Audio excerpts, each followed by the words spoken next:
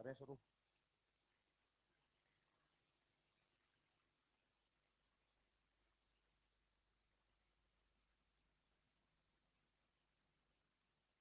ठीक है। नाम मेरा जगदीप सिंह, कल भी मैं बता ही चुका हूँ आप लोगों को ओरिएंटेशन के टाइम पे। और जो बच्चे ऑनलाइन जुड़े हैं उनको भी बता दूं, बॉटनी पढ़ाऊंगा बेसिकली आपको। 10 साल से लगभग कोटा में पढ़ा रहा हूँ। और मेरी क्लासरूम में आपको बस एनसीईआरटी लेके बैठना है और पेंसिल हाथ में रखिए आप। नोट्स में बनवाता नहीं है ना। स्कूल में तो रहे नहीं ना, अब हम इसी साल एग्जाम देना है और एग्जाम पूरा पेपर कहाँ से आना है? एनसीईआरटी से। ओके, और एनसीईआरटी बेस चलेंगे हम, line to line word to word हर बात क्लियर करते हुए। बेसिकली एनसीईआरटी के बारे में ये होता है कि भाई समझ नहीं आती जल्दी से बच्चों को। एनसीईआरटी पढ़ने बैठते हैं तो याद नहीं होती है ना। तो ठीक है। बाकी ऑनलाइन जो आप मतलब आपको ये एप्लीकेशन जो अनअकैडमी की है उस पर जो भी मैं बोर्ड पे लिखूंगा, जो डायग्राम्स बनाऊंगा, जो भी आपको समझाऊंगा, वो पीडीएफ फॉर्म में आपके एप्लीकेशन में आपको मिल जाएगा आपके अकाउंट के अंदर एज इट इज, है ना।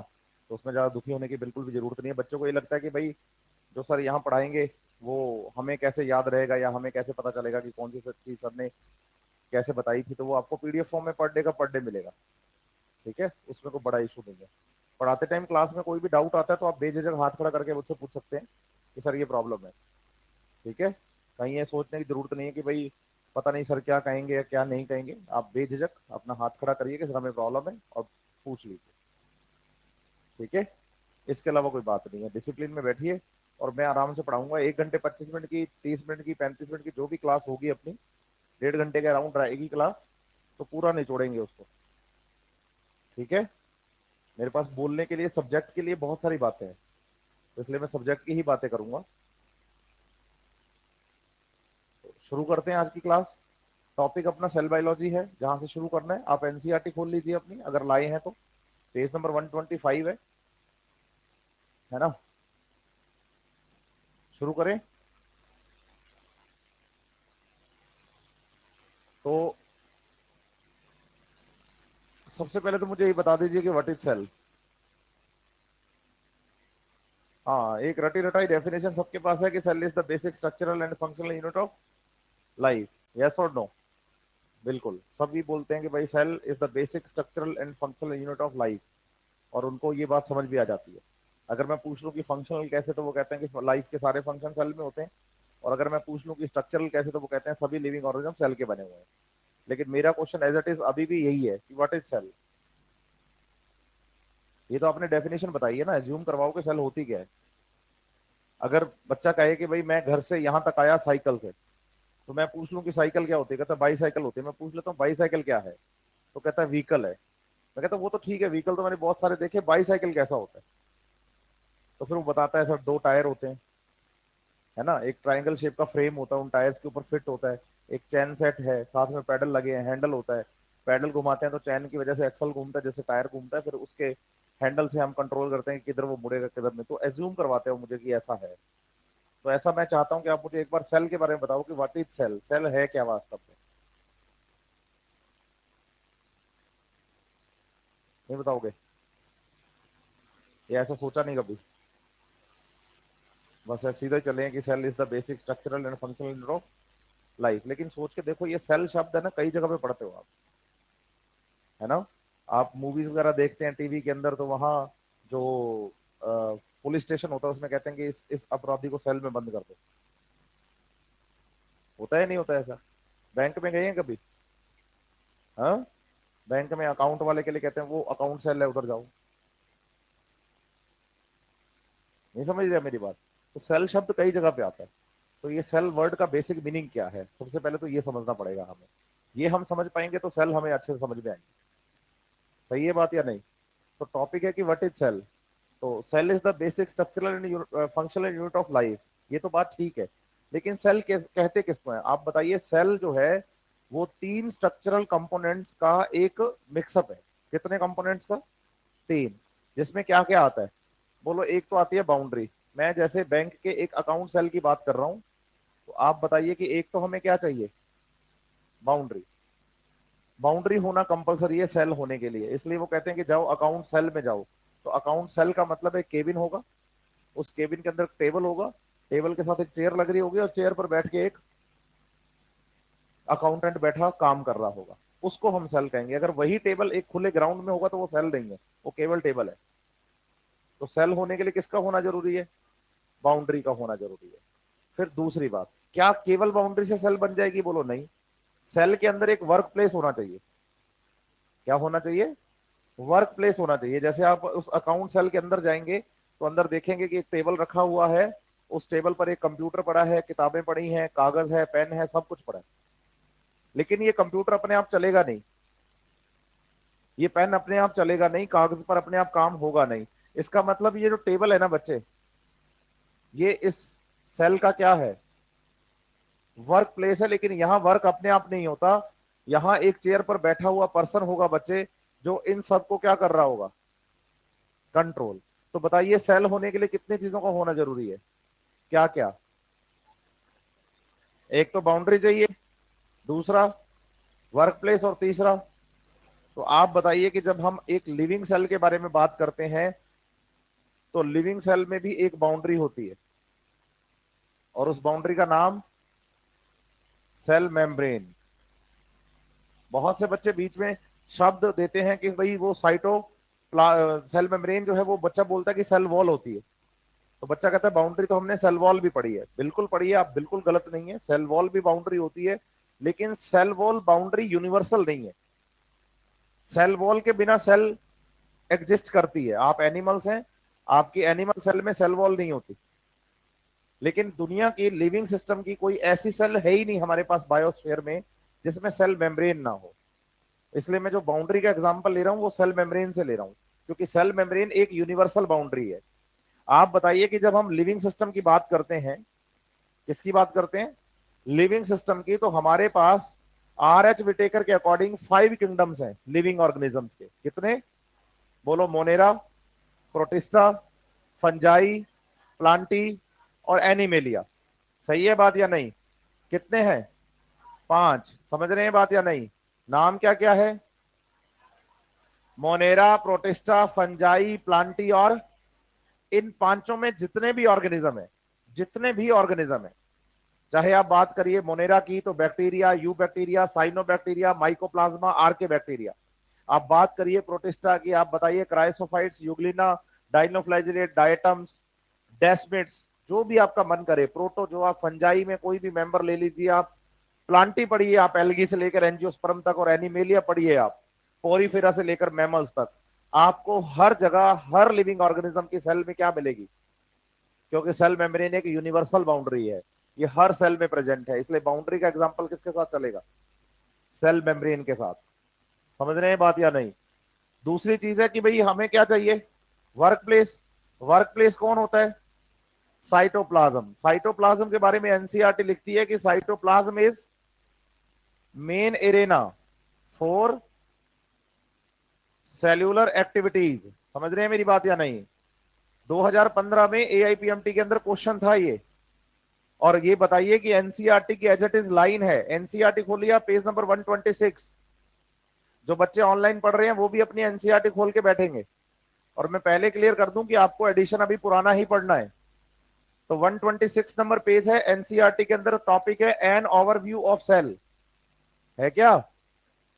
इस ओवरव्यू ऑफ सेल के अंदर जो पहला पैराग्राफ है ना, इंट्रोडक्टिव, इसमें उस पैराग्राफ में नीचे से ऊपर की ओर 4th लाइन में लिखा हुआ है कि cytoplasm is the main arena, cytoplasm main arena for the all cellular activities. As it is line आई थी उठ के, एआईपीएमटी 2015 के अंदर एग्जाम में क्वेश्चन था कि which one is main arena for the cellular activities.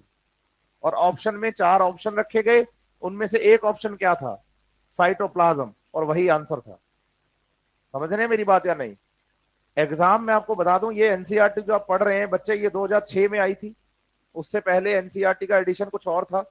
2006 में एनसीईआरटी बदली। 2010 तक आपको नीट एआईपीएमटी जो भी चल रहा था उस टाइम पे, सीपीएमटी एपीएमटी, आंसर की नहीं मिलती थी। 2010 के बाद आंसर की मिलना शुरू हुई। 2014 के बाद आपको ओएमआर दिखना शुरू हुआ। 2016 में नीट स्टार्ट हुआ। लेकिन आपको मैं क्लियर कर दूं कि 2010 से लेकर आज 23 चल रहा है, 22 तक हम एग्जाम दे चुके हैं। 90% से ज्यादा पेपर कहां से आता है? एनसीईआरटी से। और 2016 से 100% पेपर कहां से आता है? जब से नीट हुआ है। समझ रहे हैं मेरी बात या नहीं?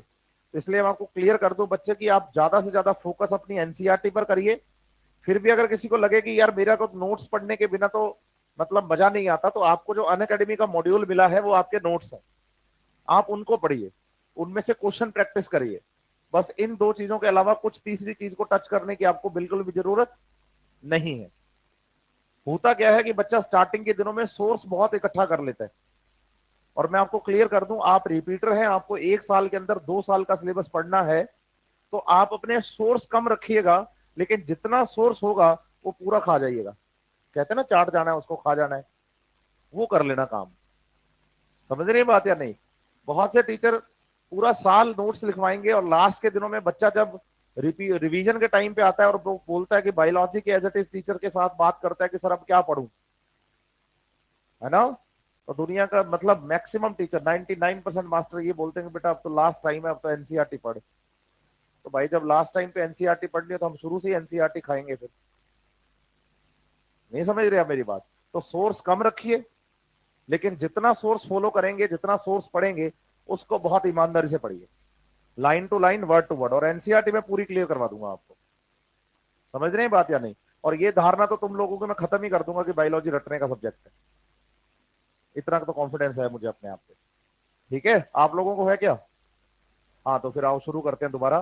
तो सेल मेम्ब्रेन जो है बच्चे वो यूनिवर्सल बाउंड्री है, और cytoplasm is the main arena for the cellular activities. समझ रहे हैं बात या नहीं? यस और नो? अब यहां आपको समझने की जरूरत यह भी है बच्चे कि जो कंट्रोलर है सेल का, कौन, कि साइटोप्लाज्म में कौन कौन से काम होंगे, उनको कंट्रोल कौन करेगा? तो आप आज के बाद डीएनए बताइएगा, ठीक है? जिन बच्चों ने न्यूक्लियस बोला उन्होंने गलत नहीं बोला, लेकिन अगर आप न्यूक्लियस बोलते हैं तो आप सिर्फ एक ही टाइप की सेल पर फिक्स हो जाते हैं, यूकैरियोटिक सेल पर। लेकिन सेल्स विदाउट न्यूक्लियस भी सर्वाइव करती हैं, जैसे कि प्रोकैरियोटिक सेल। लेकिन बिना डीएनए के कोई सेल सर्वाइव नहीं करती, ये बात आपको ध्यान रखनी है। अगर आज आप न्यूक्लियस को सेल का कंट्रोलर कहेंगे, किसको? न्यूक्लियस को क्या कहेंगे? सेल का कंट्रोलर। किसको? तो उसमें बोलो सेल का डीएनए तो प्रेजेंट है। यूकैरियोटिक सेल का डीएनए कहां है? सो न्यूक्लियस इज कंट्रोलर। तो अल्टीमेटली कंट्रोल कौन कर रहा है? और डीएनए की वजह से कंट्रोलर कौन है? सिंपल बात है। समझ रहे हैं मेरी बात या नहीं? लेकिन न्यूक्लियस हर किसी में हो ये जरूरी, लेकिन डीएनए हो ये पक्का है। इसलिए मैं कंट्रोलर कैसे बता रहा हूं, डीएनए को। तो आप एक बात ध्यान रखेंगे कि जो बच्चे सेल है, सेल के सेल होने के लिए कितने कंपोनेंट्स की जरूरत है? 3, फर्स्ट, सेकंड और थर्ड। इन तीनों में से अगर कुछ भी कम होता है तो सेल सर्वाइव नहीं करेगी, मैं आपको क्लियर कर दूं ये बात। इन तीनों में से अगर कुछ भी कम होता है तो सेल सर्वाइव नहीं करेगी। तो सेल के सेल होने के लिए किसका होना जरूरी है? 3 चीजों का। क्या क्या? Cell membrane boundary. मैं बार बार कह रहा हूं कि आपको सेल मेम्ब्रेन याद करना है, क्योंकि सेल तो सेल वॉल के बिना भी सर्वाइव कर जाती है। हम एनिमल्स हैं, हमारी सेल्स में सेल वॉल नहीं होती। सही है बात या नहीं? तो जो बच्चे ऑनलाइन पढ़ रहे हैं, दिव्यांशु है, नीतू है, तो इनको भी बात मेरी समझ में आई गई होगी। नीतू ने पता नहीं माइटोकॉन्ड्रिया क्यों लिख दिया कंट्रोलर के लिए। बिना माइटोकॉन्ड्रिया के भी सेल सर्वाइव करती है, प्रोकैरियोटिक सेल्स में माइटोकॉन्ड्रिया नहीं होते। कोई भी आपको डाउट होगा, जो बच्चे ऑनलाइन पढ़ रहे हैं, चैट बॉक्स मेरे सामने है, आप अपना डाउट लिखिए और मैं बीच में उसको क्लियर कर दूंगा नाम लेकर, अगर आपको कोई प्रॉब्लम आती है तो। करें शुरू आगे? ठीक है। अगर आप लिविंग ऑर्गेनिजम्स की बात करते हैं, अब आप वाली बात पे आते हैं। आपने कहा कि जो सेल है ये basic, fundamental, structural and functional unit of life या ऑर्गेनिज्म कह सकते हैं आप। सही है बात या नहीं? तो बताइए कि फंडामेंटल, बेसिक फंडामेंटल मतलब सेल से ही बना होगा लिविंग ऑर्गेनिज्म। तो स्ट्रक्चरल यूनिट से क्या मतलब है? बोलो सारे लिविंग ऑर्गेनिज्म सेल्स के बने हुए हैं। बोलो all living organisms are made up of, all living organisms are. Biology का मतलब ही लिविंग है। बायोलॉजी का मतलब क्या है? बायो मतलब और लॉजी मतलब स्टडी, तो बायोलॉजी मतलब लिविंग की स्टडी। सही है। तो ले दे के अपने को इस टॉपिक में पढ़ना है लिविंग्स के बारे में। किसके बारे में? तो आप बताइए कि जो लिविंग ऑर्गेनिजम्स हैं क्या है, वो किसके बने हुए हैं? इसीलिए ये क्या हो गई। और बताइए कि लिविंग ऑर्गेनिज्म अगर किसके बने हैं? सेल्स के। तो लिविंग ऑर्गेनिज्म सेल्स के बेसिस पर कितने टाइप के बताएंगे आप? बोलो। एक तो बताएंगे यूनिसेल्यूलर, क्या बताएंगे? और एक क्या बताएंगे? Multicellular. सही है। यूनिसेल्यूलर मतलब body of organism is equal to one cell. सही है। मतलब ऑर्गेनिज्म की जो बॉडी है वो एक सेल है बस। एग्जाम्पल पूछूं तो बाय डिफॉल्ट अमीबा बच्चों के फिट है मेमोरी के अंदर। हालांकि और भी बहुत सारे हैं, लेकिन अगर मैं यूनिसेलुलर ऑर्गेनिज्म पूछ लूं तो क्या बोलेगा? लेकिन आपको याद करना है कि मोनेरा और प्रोटिस्टा किंगडम के सारे ऑर्गेनिज्म। क्या याद करेंगे? मोनेरा और प्रोटिस्टा। मोनेरा में कौन कौन है हमारे सिलेबस में? बोलो। बैक्टीरिया, साइनोबैक्टीरिया, माइकोप्लाज्मा और आर्की बैक्टीरिया, यूनिसेलुलर। फिर प्रोटिस्टा। प्रोटिस्टा भी पूरा कैसा? यूनिसेलुलर। तो टोटल किंगडम कितने? उनमें से यूनिसेलुलर कितने? हाँ, टोटल किंगडम कितने? उसमें से यूनिसेलुलर कितने? कौन कौन से? मोनेरा एंड मोनेरा एंड ये दोनों किंगडम कैसे काउंट होंगे? कैसे काउंट होंगे? एग्जैक्टली। एनसीईआरटी खोलो, पेज नंबर 17, 17 ओनली।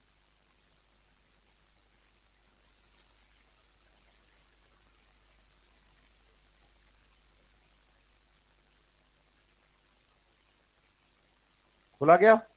टेबल दिखी ऊपर एक? हाँ, 5 किंगडम है, मोनेरा, प्रोटिस्टा, फंजाई, प्लांटी और एनिमेलिया। सही है। इसमें बॉडी ऑर्गेनाइजेशन देखो आप, 4th नंबर पे। मोनेरा में बताओ क्या लिखा है? मतलब एक सेल से बना हुआ। प्रोटिस्टा में बताओ सेल्यूलर, मतलब कितने सेल से बना हुआ। लेकिन फंजाई में टिश्यू आ गया, प्लांटी में टिश्यू सिस्टम और ऑर्गन आ गया, टिश्यू और ऑर्गन आ गया। सही है बात या नहीं? और एनिमेलिया में ऑर्गन से ऑर्गन सिस्टम तक चले गए हम। नहीं समझ रहे आप मेरी बात? इसका मतलब बॉडी ऑर्गेनाइजेशन धीरे धीरे हायर ऑर्गेनिज्म में कॉम्प्लेक्स होता गया। तो टोटल किंगडम कितने? नाम बताओ। मोनेरा, प्रोटिस्टा, फंजाई और इनमें से ऐसे कितने किंगडम है जो यूनिसेलुलर हैं? नाम बता दो। और मल्टी सेलुलर कितने हैं? 3। नाम बता दो। समझ रहे हैं मेरी बात या नहीं? यस और नो? बस एक बात ध्यान रखिएगा बच्चे, जो बच्चे ऑनलाइन पढ़ रहे हैं उनको भी बता दूं, बायोलॉजी कनेक्टिविटी का खेल है। जिसका कनेक्शन अच्छा है ना, उसकी बायोलॉजी अच्छी है। और जिसका कनेक्शन अच्छा नहीं है, जिसका कनेक्शन अच्छा नहीं है, फिर वो सोच लेता है कि ये रटने का सब्जेक्ट है। समझ रहे हैं मेरी बात या नहीं? तो आप इन चीजों से बाहर निकलिए। सिलेक्शन करवाना सच में टफ नहीं है, मैं आपको क्लियर कर दूं। नीट का पेपर इतना टफ नहीं आता जितना कि हमने बना रखा है। बस बात यह है कि कंपटीशन ज्यादा है, क्योंकि नंबर ऑफ कंपटीटर ज्यादा होते हैं। समझ रहे हैं मेरी बात या नहीं? और कंपटीशन का रूल है कि वही जीतेगा जो, समझ रहे हैं मेरी बात या नहीं? भी बच्चे ने कहा बेस्ट होगा, बेस्ट कैसे बने? बस सिंपल सी चीज है कि आप उन्हीं चीजों को फॉलो करिए जो काम की है। उन्हीं चीजों को फॉलो करिए जो काम की है। समझ रहे हैं मेरी बात या नहीं? तो डरना नहीं है किसी बात से, और उन्हीं चीजों पर फोकस करना है जो हमें आती हैं या एग्जाम में पूछी जाती हैं। एग्जाम ओरिएंटेड पढ़ेंगे हम। ज्ञान लेने के लिए पूरी जिंदगी पड़ी है हमारे पास। कि मार्केट से बच्चा रसगुल्ले खरीद के लाता है, साथ में चाशनी भी आती है, लेकिन वो रसगुल्ले के साथ चाशनी केवल उतनी लेता है जितनी मिठास के लिए जरूरी है, बाकी डब्बे में ही रह जाती है। नहीं समझ रहे आप मेरी बात? यस और नो? हाँ, तो वही समझाना चाह रहा हूं मैं भी आपको। इसीलिए आपको टेक्स्ट बुक पढ़नी है, बुक नहीं। आप देखो, फर्स्ट पेज एनसीईआरटी का बिल्कुल कवर है, बिल्कुल कवर पे। बंद कर दे एनसीईआरटी, कवर पेज पे देख क्या लिखा है। Text book for class 11। Book नहीं है ये, टेक्स्ट बुक है। बुक्स पढ़ेंगे मेडिकल कॉलेज में जाके। बुक्स का मतलब होता है मोटे मोटे ग्रंथ। और बुक्स का मतलब होता है कि अगर सेल बोल दिया ना, तो पूरी सेल के बारे में, कब से स्टडी शुरू हुई और आज तक क्या हो रहा है, वो सारी जानकारी होती है। उसको बुक कहा जाता है। लेकिन जिसमें केवल और केवल लेटेस्ट जानकारी हो कि आज क्या चल रहा है, उसे टेक्स्ट बुक कहा जाता है। तो टेक्स्ट बुक में सिर्फ निचोड़ होता है, तो आपको केवल निचोड़ पर फोकस करना है अभी। बुक्स कब पढ़नी है एग्जैक्टली और वहां टाइम भी मिलता है आपको फिर 5 साल 4 साल, इसलिए बुक्स पढ़ाई जाती हैं। लेकिन यहां आपके पास अब एक ही साल है, तो आपको क्या पढ़ना है, टेक्स्ट बुक। तो वही बात है, एग्जाम ओरिएंटेड पढ़ेंगे। क्या करेंगे, एग्जाम ओरिएंटेड पढ़ेंगे। एग्जाम में कैसा पूछा जाता है, कैसा आता है, एग्जामिनर किस टाइप का डाउट पूछ सकता है, उन चीजों पर बात करने वाले हैं हम। ठीक है, चले फिर आगे। तो आप बताइए कि ऑर्गेनिज्म जो है स्ट्रक्चरल यूनिट बता रहे हैं, क्योंकि लिविंग ऑर्गेनिज्म किसके बने हैं, सेल के। अब ऑर्गेनिज्म कितने टाइप के हैं, एक यूनिसेलुलर और यूनिसेलुलर और अच्छा, आप मल्टी सेलुलर हैं या यूनिसेलुलर हैं? तो बताइए आप क्या क्या करते हैं, बोलो। Respiration, digestion, locomotion, sensation. सही है बात या नहीं, यस और नो? यही सब काम कर रहे हैं हम। लिविंग ऑर्गेनिज्म है, हम मल्टी सेलुलर हैं, और हम में लिविंग ऑर्गेनिज्म वाले सारे करेक्टर्स हैं। जैसे हम ग्रोथ करते हैं, reproduction, metabolism, consciousness, locomotion, digestion, respiration. ऐसे में अगर आपसे बोलूं तो आप मल्टीपल फंक्शन मुझे काउंट करवा देंगे लिविंग्स के, यस और नो? ये किस में होते हैं, मल्टी सेलुलर में या यूनिसेलुलर में या दोनों में? हाँ, रेस्पिरेशन कौन करता है, मल्टी सेलुलर या यूनिसेलुलर? मतलब आप रेस्पायर करते हैं या अमीबा? अपने आप को अमीबा से कंपेयर कर लो आप। भाई दोनों करते हैं, फिर अगर वो रेस्पायर ना करे तो फिर जिंदा कैसे है? अच्छा, डाइजेशन कौन करता है, आप या अमीबा? वेरी गुड, समझ रहे हैं मेरी बात या नहीं? लोकोमोशन किसमें है, दोनों में। ग्रोथ कौन कर रहा है, दोनों। इसका मतलब जितने भी फंक्शन हम लिविंग के पढ़ते हैं, वो सारे फंक्शन एक यूनिसेलुलर ऑर्गेनिज्म भी करता है और एक मल्टी सेलुलर ऑर्गेनिज्म भी करता है। लेकिन फर्क क्या है, फर्क है बोलो, ऑल एक्टिविटीज ऑफ लाइफ, बोलो, परफॉर्म बाय ए सेल। मतलब सारी लिविंग की एक्टिविटी परफॉर्म कौन कर रहा है, एक सेल, यस और नो? और इधर क्या बोलेंगे, all activities of life perform by multiple cells. और यहां जब ये बात आप पढ़ते हो तो आपको याद करना होता है, एक लाइन, एक वर्ड पूछो क्या, बोलो, labour of, division of labour, division of labour. क्या याद करना है? अगर आपको मैं बोलूं ना बच्चे डाइजेशन, तो आपके दिमाग में आपका डाइजेस्टिव सिस्टम आ जाता है, बक्कल कैविटी। सही है बात या नहीं? फिर ईसोफेगस, फिर स्टमक, डेंडुरम, small intestine, large intestine, pancreas.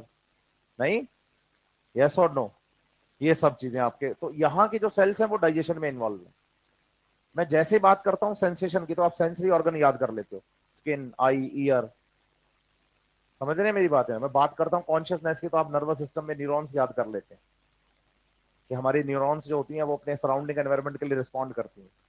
इसका मतलब यहाँ क्या हो रहा है कि जो सेल्स है ना, उनको काम बांट दिया गया कि भाई ये आपका काम है, ये आपका काम है, ये आपका काम है, ये आपका काम है। यहाँ सेल्स कितनी है, एक ही सेल्स को, एक ही सेल है, उसको सारे काम करने हैं। यहाँ मल्टीपल सेल्स नहीं है। इसका मतलब जितने काम आप करते हैं, मतलब मल्टी सेलुलर ऑर्गेनिज्म करते हैं, उतने ही काम कौन कर रहा है, यूनिसेलुलर ऑर्गेनिज्म भी कर रहा है। इसका मतलब यूनिसेलुलर ऑर्गेनिज्म की बॉडी सिंगल सेल से बनी है, और मल्टी सेलुलर ऑर्गेनिज्म की बॉडी मल्टीपल सेल से बनी है। और यहाँ पर जो लिविंग ऑर्गेनिज्म के जो फंक्शंस हैं, क्या है, लिविंग ऑर्गेनिजम्स के जो फंक्शंस हैं, वो उनके लिए आपको याद करना है कि डिवीजन ऑफ लेबर होता है, कि different different functions perform by different different cells और डिफरेंट डिफरेंट टिश्यूज। समझ पा रहे हैं बात को? फिर बच्चा क्या दिमाग में पता है क्या सोच रहा है, अगर ये वाले सारे काम ही कर रहे हैं जो मल्टी सेलुलर हम में हो रहे हैं, वो सारे काम कौन कर रहा है, तो फिर इनको बनाने की जरूरत क्या थी? आज भी हम सिंगल सेल क्यों नहीं है? समझ रहे हैं मेरी बात या नहीं? बोलो, एफिशिएंसी। आप सोचो, एक बंदा 10 काम कर रहा है और 10 बंदे 10 काम कर रहे हैं, तो एक बंदे के हिस्से एक ही काम आएगा ना, तो उसी पे फुल एफिशिएंसी के साथ काम करेगा नहीं करेगा वो। लेकिन अगर एक ही बंदे को कितने काम करने पड़े, 10, तो उसकी एफिशिएंसी पे फर्क पड़ेगा या नहीं पड़ेगा। तो बताओ मोर एफिशिएंट कौन। एग्जैक्टली क्योंकि यहाँ डिवीजन ऑफ और लेबर का जितना ज्यादा डिवीजन होगा एफिशिएंसी उतनी ही ज्यादा होगी। समझ पाए हैं बात को या नहीं। अरे हाँ ना तो बोल दो भाई। हाँ मैं आपको क्लियर कर दूं, मैं आपको सिर्फ पढ़ाऊंगा ही। हाँ जगदीप सिंह नाम है मेरा बच्चे, आप पता करिएगा, इन शॉर्ट जीएस सर कहते हैं मुझे। ठीक है, पढ़ाने के अलावा कुछ नहीं। या आप मुझसे एनसीईआरटी की बातें हैं, टॉपिक हैं, डाउट्स हैं, इनकी उम्मीद, कुछ बच्चे तो मुझे ऑलरेडी पहले से जानते होंगे और नहीं जानते तो मैं उनको क्लियर कर दूं। मुझसे आप सिर्फ पढ़ाई की उम्मीद कर सकते हैं, क्योंकि फीस आपने सिर्फ पढ़ने की भरी है, गाने सुनने या शेर व शायरी की बिल्कुल भी नहीं। आज हो सकता है कि मैं आपको बहुत अच्छे अच्छे शेर सुनाऊं और आपको बहुत अच्छा लगे, लेकिन जिस दिन नीट का एग्जाम दे के निकलोगे ना 2024 में एग्जाम हॉल से, समझ रहे हैं मेरी बात या नहीं, तो उस टाइम पे ये कहोगे जरूर कि गुरुजी एक बार पढ़ा देते तो ठीक रहता। नहीं समझ रहे आप मेरी बात। आज हो सकता है कि मैं आपको कड़वा लगूं कि गुरुजी सिर्फ पढ़ाते ही हैं और कुछ बात ही नहीं करते, लेकिन जिस दिन आप एग्जाम हॉल से बाहर निकलोगे ना, उस दिन ये बोलोगे जरूर कि था जैसा मर्जी लेकिन पढ़ा के गया। नहीं समझ रहे आप मेरी बात। तो वो वाला सा सिस्टम है, मैं सिर्फ उस एक दिन के लिए काम करूंगा आपके साथ, और वो एक दिन आपकी फुल एफिशिएंसी के साथ आप सारे क्वेश्चन ठीक करें। उसके लिए जरूरी ये है कि ज्यादा से ज्यादा बातें मैं बोलूं आपके लिए। ठीक है बात या नहीं, तो भटकना नहीं है। क्लियर कर दूं मैं आपको, कभी भी इधर उधर नहीं जाना, बस टॉपिक पर फोकस्ड रहना है। ठीक है, दो ही चीजें मुझे चाहिए, एक तो फोकस और दूसरा डिसिप्लिन। समझाने का काम तो मेरा है और समझ आने का काम आपका, वो आप ही जाएगा। क्योंकि मेरे को ये लगता है कि जहाँ डिसिप्लिन है वहीं पढ़ाई है, जहाँ डिसिप्लिन नहीं है ना वहाँ पढ़ाई नहीं है। एजुकेशन इज इक्वल टू और डिसिप्लिन इज इक्वल टू, बस यही दो चीजें मेरे को याद हैं बस। ठीक है, तो इसलिए डिसिप्लिन में बैठे रहिए, मैं हमेशा डिसिप्लिन के साथ ही रहूंगा। टाइम पे आऊंगा, टाइम पे जाऊंगा, ना एक मिनट ज्यादा ना एक मिनट कम। जितना अलॉटेड है उतने में करेंगे और बहुत बढ़िया से पढ़ेंगे, ये और मजे की बात। ठीक है, समझ रहे हैं बात या नहीं। बिल्कुल। तो आजकल क्या मोटिवेशन की कमी नहीं है, मैं आपको क्लियर कर दूं, बच्चों को मोटिवेशन की कमी नहीं है। आप ऑनलाइन जितना मर्जी खोल के देख लो, पता नहीं कितने ही मोटिवेशन पड़े हैं। समझ रहे हैं मेरी बात या नहीं। लेकिन कमी है सेल्फ मोटिवेशन की, तो वो मत आने दीजिएगा अपने आप कमी। फुल रखिएगा, होल्ड रखिएगा। ठीक है, और ऑथेंटिसिटी पे बात करेंगे बच्चे, हम हवा में बात नहीं करेंगे। किस पे बात करेंगे, ऑथेंटिसिटी पे, कि भाई बच्चे का एग्जाम में क्वेश्चन बिल्कुल +4 हो। तो लिविंग ऑर्गेनिज्म में बात आई कि भाई ऑल एक्टिविटीज कौन परफॉर्म कर रहा है, सिंगल सेल। और मल्टी सेलुलर ऑर्गेनिज्म में सारे फंक्शन परफॉर्म करती है मल्टीपल सेल्स, और डिवीजन ऑफ लेबर भी है। सही है बात या नहीं। तो ये तो हुई स्ट्रक्चरल की बात, तो फंक्शनल की बात क्या हो गई। बोलो फंक्शनल की बात अभी आपने बताई है कि all activities of the life. अब पूछो all activities of the life क्या है। बोलो मेटाबॉलिज्म। किसी भी ऑर्गेनिज्म को लिविंग बोलने के लिए डिफाइनिंग फीचर हम किसे बताते हैं। हाँ, तो all activities of the cell से मतलब क्या है, मेटाबॉलिज्म। एनसीईआरटी पेज नंबर 5 खोलो। जो बच्चे ऑनलाइन पढ़ रहे हैं प्लीज वो भी, जो ऑनलाइन पढ़ रहे हैं एनसीईआरटी साथ में रखिए अपनी, पेज नंबर 5 है एनसीईआरटी का। लिविंग के कैरेक्टरिस्टिक फीचर्स हैं, मेटाबॉलिज्म के बारे में बात चल रही है। 5 नंबर पेज पे पहला ही पैराग्राफ है और सेकंड लाइन है। क्या लिख रहा है, the sum of total all chemical reactions occurs in the cell or the organism is called as। तो आप बताइए कि जब भी सेलुलर एक्टिविटीज की बात आएगी ना, किसकी बात आएगी। तो सिंपल बात है कि किसके बारे में बात हो रही है, किसके बारे में बात हो रही है। तो बताओ लिविंग का डिफाइनिंग फीचर क्या। अच्छा मेटाबॉलिज्म क्या होता है, बोलो केमिकल, कैटाबॉलिज्म प्लस एनाबॉलिज्म। सही है, सही है बात या नहीं। ये बात ठीक है, लेकिन है क्या ये कैटाबॉलिज्म, एनाबॉलिज्म, मेटाबॉलिज्म क्या है ये। बोलो केमिकल रिएक्शंस हैं सर, क्या है। तो बताओ all the chemical reactions which occurs in our body. Living organism की जो बॉडी है या उसकी सेल है, उसमें जितनी भी केमिकल रिएक्शन परफॉर्म होती हैं, सबको मिलाकर क्या बोल दिया जाता है, क्या बोल दिया जाता है, क्या बोल दिया जाता है। तो metabolism is a defining feature, metabolism is a defining feature of the living organisms. और बताइए सेल्यूलर एक्टिविटीज का मतलब यहां पर क्या है।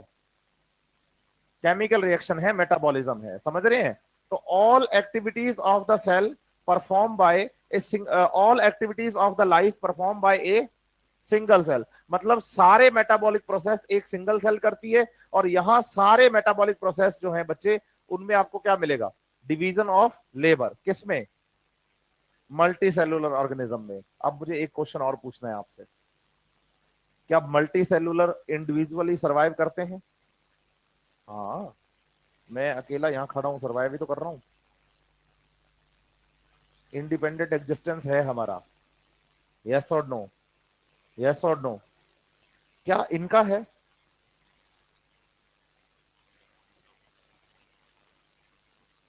कितने लोग कहते हैं कि नहीं? आपने नो बोला था, बोलो है बेटा, है। इंडिपेंडेंट एग्जिस्टेंस यूनिसेलुलर ऑर्गेनिज्म का भी है। पूछिए क्यों? जिंदा रहने के लिए क्या चाहिए? मेटाबॉलिज्म। बेटा खाना और ऑक्सीजन तो फिफ्थ क्लास का बच्चा बोलता है, नहीं समझ रहे आप मेरी बात? खाने और ऑक्सीजन से करोगे क्या? हाँ, तो लिविंग का डिफाइनिंग फीचर क्या है? मेटाबॉलिज्म। तो लिविंग रहने के लिए क्या जरूरी है? लिविंग होने के लिए क्या जरूरी है? क्या एक यूनिसेलुलर ऑर्गेनिज्म जिसकी बॉडी एक सिंगल सेल से बनी है, उसमें मेटाबॉलिज्म होता है? क्या इसमें भी मेटाबॉलिज्म हो रहा है? तो फिर आप बताइए ना कि यूनिसेलुलर ऑर्गेनिज्म का भी इंडिपेंडेंट एग्जिस्टेंस अगर नहीं होता तो प्रोटिस्टा किंगडम अलग से होता ही नहीं, नहीं होता तो मोनेरा किंगडम अलग से होता ही नहीं। आज अमीबा अकेला एग्जिस्ट करता है या नहीं करता? यूग्लिना, प्रोटोजोन्स बिल्कुल एग्जिस्ट करते हैं। एनसीईआरटी शुरू करते हैं पेज नंबर 125 से, टॉपिक है cell, the unit of life.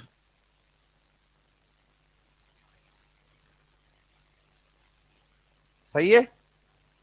First heading क्या लिख रहा है? मैंने सबसे पहले आपको समझाया यही है। सही है बात या नहीं?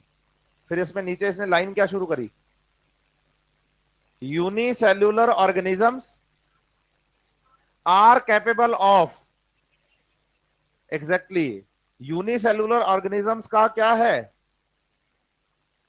बोलो, इंडिपेंडेंट एग्जिस्टेंस। सही है बात या नहीं? क्यों? उसका रीजन भी है साथ में, B number, second number point, performing all the essential functions of the life. समझ रहे हैं मेरी बात या नहीं? क्या करते हैं? Perform all essential functions of life. Life के सारे एसेंशियल फंक्शन एक यूनिसेलुलर ऑर्गेनिज्म भी क्या कर सकता है, परफॉर्म। सही है बात या नहीं? यस और नो? सारे के सारे एसेंशियल फंक्शंस परफॉर्म कर सकता है कौन, एक यूनिसेलुलर ऑर्गेनिज्म। समझ ये बात या नहीं? भाई वो वॉइस वाले को बुलाओ, ठीक है। तो आप बताएंगे कि भाई एक यूनिसेलुलर ऑर्गेनिज्म का भी इंडिपेंडेंट एग्जिस्टेंस है। क्यों है? अच्छा, सेल के सेल होने के लिए किस किस का होना जरूरी है? बाउंड्री, सेल मेम्ब्रेन, साइटोप्लाज्म और डीएनए। इन तीनों में से अगर कुछ भी कम होता है तो सेल का एग्जिस्टेंस, नेक्स्ट लाइन पढ़ो, anything less than a complete structure of the cell does not ensure, exactly. अगर आप चाहते हैं कि एक सेल का क्या हो, इंडिपेंडेंट एग्जिस्टेंस हो और वो अकेली सरवाइव कर जाए, सही है बात या नहीं, तो उसके लिए बहुत जरूरी है कि उसके साथ उसके पास उसका खुद का मेम्ब्रेन, साइटोप्लाज्म और डीएनए होना चाहिए, तभी वो सरवाइव करेगी। बढ़िया एग्जांपल देता हूं, आपने पढ़ रखा है, पढ़े लिखे बच्चे हैं, रिकॉल करवाता हूं। एक तो ह्यूमन आरबीसी मैच्योरिटी पर अपना न्यूक्लियस गायब कर देती है, इसलिए इसका लाइफ स्पैन छोटा है, जल्दी मर जाती है। सही है बात या नहीं? दूसरा, जो हायर प्लांट्स होते हैं उनके अंदर एक टॉप, मतलब आपके पास बच्चे एक, वो है टिश्यू फ्लोयम, जिम्नोस्पर्म में सीव सेल्स और एंजियोस्पर्म में सीव ट्यूब्स। मैच्योरिटी पर इन सेल्स का भी न्यूक्लियस क्या हो जाता है, गायब, डिसॉल्व। सही है बात या नहीं? तो उनका भी इंडिपेंडेंट एग्जिस्टेंस पॉसिबल। तो साथ में कंपेनियन सेल और एल्ब्यूमिनस सेल्स काम करती हैं। समझ रहे हैं मेरी बात या नहीं? जो फ्लोएम टिश्यू होता है ना, फ्लोएम टिश्यू में कंपेनियन सेल्स होती हैं फंक्शन करने के लिए साथ में, क्योंकि उनका डीएनए तो बचता ही नहीं। तो सीव सेल्स जो होती हैं फ्लोएम की, सीव ट्यूब जो होती हैं फ्लोएम की, वो अकेले सर्वाइव नहीं करती, उनके साथ एक कंट्रोलर चाहिए उनको, क्योंकि उनका खुद का कंट्रोलर क्या था? डीएनए। वो तो बोलो गायब हो गया, डिसॉल्व हो गया, जिसको हम आगे चल के बहुत अच्छे से पढ़ने वाले हैं। तो आप बताइए, anything less than a complete structure of the cell. एक सेल की पूरी स्ट्रक्चर बनाने के लिए तीन चीजों का होना जरूरी है, उसकी मेम्ब्रेन, उसका साइटोप्लाज्म और उसका, अगर इन तीनों में से कुछ भी कम होता है तो उस सेल का इंडिपेंडेंट एग्जिस्टेंस पॉसिबल, उस सेल का इंडिपेंडेंट एग्जिस्टेंस पॉसिबल नहीं है। समझ रहे हैं मेरी बात या नहीं?